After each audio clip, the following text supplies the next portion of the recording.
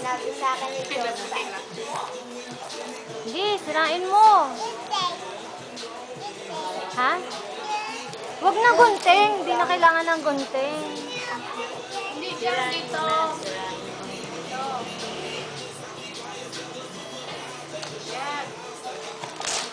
Yan. Yan. Yan. Oh, sige pa. Ayan. Ano kaya yan? Naku, toy. Oh, naku, ang ganda. Aba. Aba. Ang laki ng bus. Bus ba yan? Train niya. Ba yan? Wala na yan. Open mo pa kasi.